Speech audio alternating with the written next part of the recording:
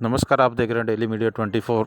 और आज हम खड़े हैं सेक्टर 6 के गवर्नमेंट सीनियर सेकेंडरी स्कूल में, जहां पर आज जो है स्मार्ट क्लासेस जो अभी हरियाणा सरकार शुरू करने जा रही है, वो उसका उद्घाटन के लिए आज जो शिक्षा मंत्री कंवर पाल गुर्जर और जो स्पीकर है ज्ञानचंद गुप्ता जी आज सेक्टर 6 गवर्नमेंट स्कूल में यहाँ पर पहुँचे हैं। और उन्होंने जो आज इस स्मार्ट क्लासेस का उद्घाटन किया। और यहाँ पर सभी गणमान्य व्यक्ति, मेयर जी कुलभूषण जी और अन्य गणमान्य व्यक्ति यहाँ पर उपस्थित रहे।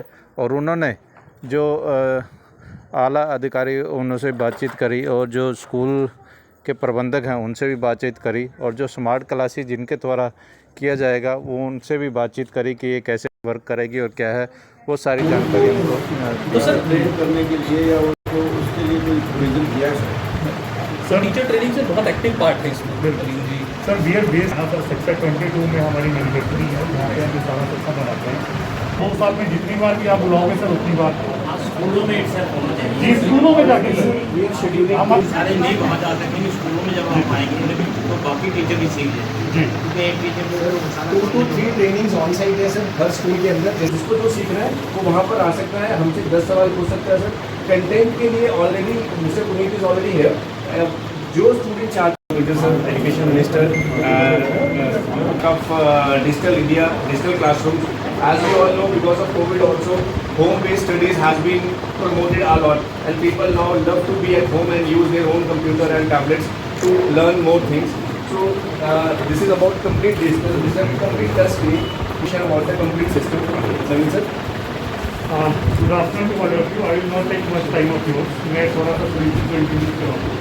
इसमें क्या है कि हमारी ये 65 इंच की टच स्क्रीन है। टच स्क्रीन में टीचर सीधा इसके ऊपर देख सकता है पेन के साथ, फिंगर के साथ। फिर नोटिस की क्लास बंद होने के बाद टीचर इसको बंद कर सकता है। और आपको लगता है 40 मिनट का टीवी है, टीवी में कंटेंट क्या भेज देना, इस पर आपको कंटेंट क्या आती है कि आपका जो नॉर्मल घर में टीवी लगा वो उसमें कंटेंट भेज सकते हैं। तो लास्ट में तो प्रेजेंटेशन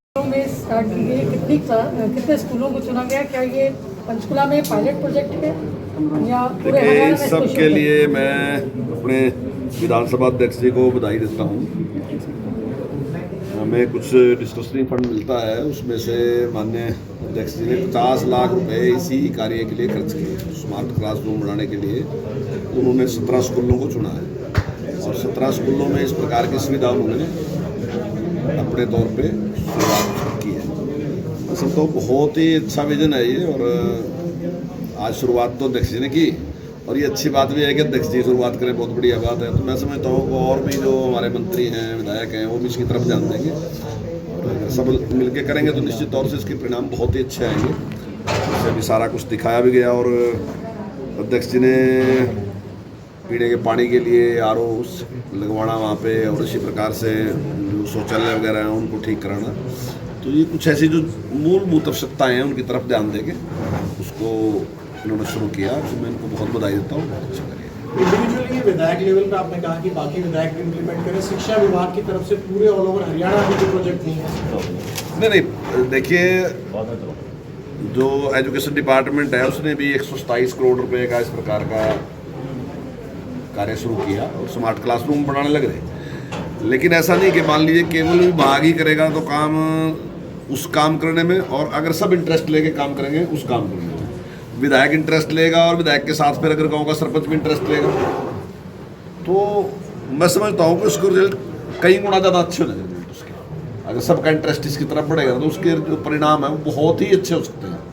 अगर केवल विभाग करेगा उसके मुकाबले में ज़्यादा अच्छे होंगे। नहीं, वही था कि प्राइवेट जो एक पायलट प्रोजेक्ट है बाकी हरियाणा के स्कूलों में भी देखने को मिलेगा। शुरुआत नहीं, बिल्कुल निश्चित तौर से। जैसे मैंने आज ही देखा, तो अब मैंने भी इनसे पूछ लिया कि कहाँ कैसे है। मैं भी सोच रहा कि मैं भी इसको शुरू करूँगा। तो और भी हम जो हमारे मंत्री हैं उनको दिखाएंगे, जो विधायक हैं उनको भी दिखाएंगे, ताकि सब लोग इंटरेस्ट लें। विभाग तो अपना काम करेगा ही, विभाग का तो एक बहुत बड़ा प्रोजेक्ट है, वो काम शुरू कर रहा है, लेकिन उसी काम में हम भी सहयोग करके और उसकी तरफ ध्यान दें। और मैं समझता हूँ एजुकेशन सबसे ज़्यादा ज़रूरी है।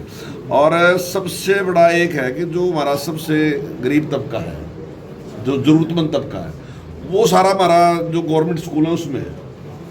तो वहाँ अगर हम काम करेंगे तो और भी ज़्यादा अच्छे परिणाम होंगे।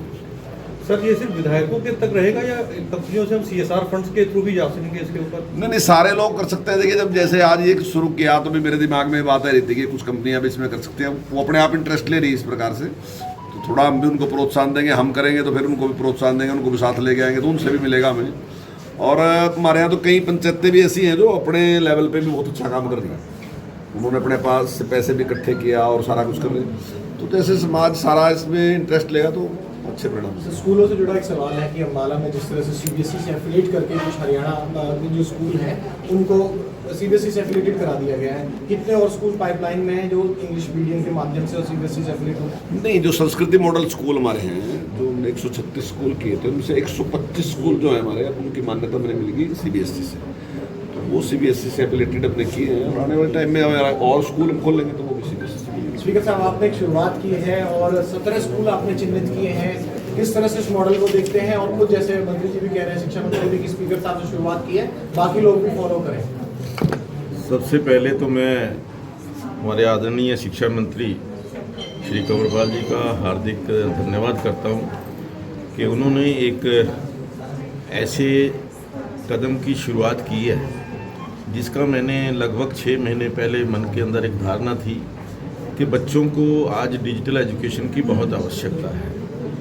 विशेष तौर पर गांवों के अंदर जो हमारे बच्चे हैं और फिर वो सब सरकारी स्कूलों के अंदर जो डिजिटल जो सुविधाएं हैं वो न वहाँ पर नहीं हैं।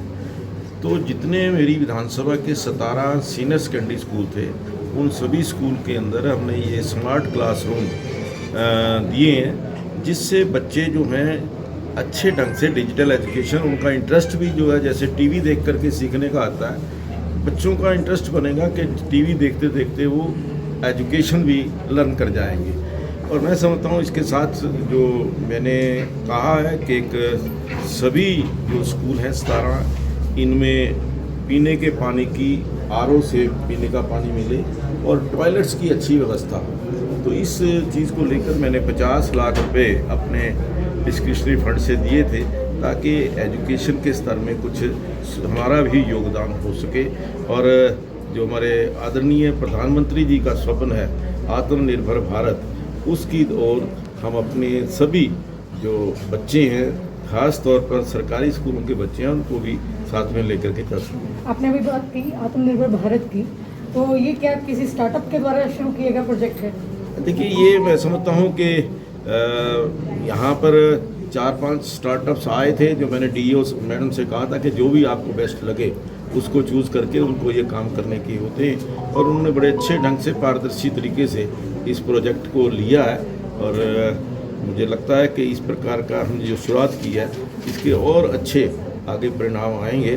और इस साल के अंदर जो आने वाला साल है, 1 करोड़ रुपया और एजुकेशन के लिए मेरी विधानसभा के अंदर जो जो भी ज़रूरत होगी वो हम इसके ऊपर खर्च करेंगे। सर, विषय से हटके थोड़ा एक सवाल है, एक कमेटी की रिपोर्ट है खासतौर से चिकित्सा शिक्षा विषय समिति, जिसमें विधानसभा के पटल पर रखी गई थी रिपोर्ट से आपने कहा था कि रिपोर्ट्स की चर्चा भी होनी चाहिए। उसमें ब्लड बेचे जाने को लेकर आरोप है कि हरियाणा में जो ब्लड बैंक में ब्लड इकट्ठा होता है उसकी खरीद फरोख्त हो रही है। तो उस कमेटी के जो सदस्य हैं उनकी तरफ से नंदपाल रावत हो या सीमा तर्का, उनकी तरफ से बयान दिया गया है कि आगे भी चीज़ें इसमें स्वास्थ्य विभाग को भेज दी गई हैं। बतौर विधानसभा स्पीकर आप क्या कहेंगे, इस तरह की गंभीर रिपोर्ट आई है विधानसभा के पटल पर? देखिए, ये बड़ा एक गंभीर विषय है और जिसके ऊपर हमारी जो कमेटी की अध्यक्ष हैं श्रीमती सीमा त्रिखा जी, उन्होंने इसके ऊपर एक इंक्वायरी शुरू की है और इसकी इंक्वायरी रिपोर्ट आने के पश्चात उस पर कार्रवाई करेंगे। मंत्री जी, एक थोड़ा पंचकुला में 2-3 स्कूलों में दिक्कत चल रही है जहाँ पे बच्चों के पेरेंट्स से पैसे ज़्यादा मांगे जा रहे हैं। कुछ एक स्कूल पर प्रदर्शन भी हुए हैं, उस पर आप क्या प्रतिक्रिया रहेगी? नहीं, अगर कोई भी ज़्यादा पैसे लेगा तो उसके खिलाफ कार्रवाई। ठीक है, आइए।